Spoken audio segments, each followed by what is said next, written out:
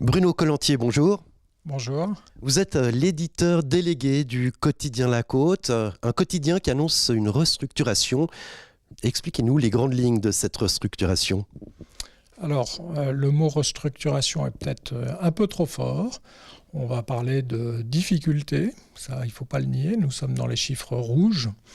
Donc c'est lié à notre exposition très forte aux revenus publicitaires. Et comme vous le savez, le marché publicitaire se porte structurellement pas bien. Donc il y a une baisse forte des recettes publicitaires au niveau national. Et puis on observe depuis 2 ans un décrochage au niveau local. Nous dépendons à 75% des revenus publicitaires, donc vous imaginez l'impact que ça peut avoir au niveau du compte d'exploitation. On fait front, on va se battre, on est tous convaincus qu'il y a une place et qu'il y a un avenir pour la presse locale, pour un média local.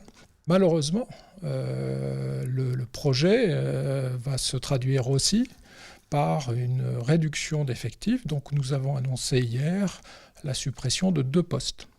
Toute l'équipe est vraiment très affectée par le départ le licenciement de 2 collègues qui a été annoncé hier matin, donc mardi matin. On savait déjà depuis plusieurs semaines, voire plusieurs mois, que des licenciements allaient se produire. Mais c'est jamais possible, bien sûr, de se préparer à un choc de ce type, surtout dans une petite équipe comme celle du Journal La Côte, qui est très solidaire et qui joue collectif au quotidien. On s'est réunis, on a demandé à la direction de pouvoir discuter avec elle et de proposer des pistes alternatives, ce qui a été accepté. Une délégation de 3 journalistes a donc pu participer à ces discussions qui ont duré 1 mois à peu près. Et donc grâce à ça, on a réussi à limiter un peu la casse, mais malheureusement, on n'a pas réussi à l'éviter totalement, Ce sont des moments forts qu'on vit et extrêmement difficiles. Maintenant, il y a une volonté commune et qui soude vraiment toutes les équipes, c'est-à-dire on croit en l'avenir d'un média local.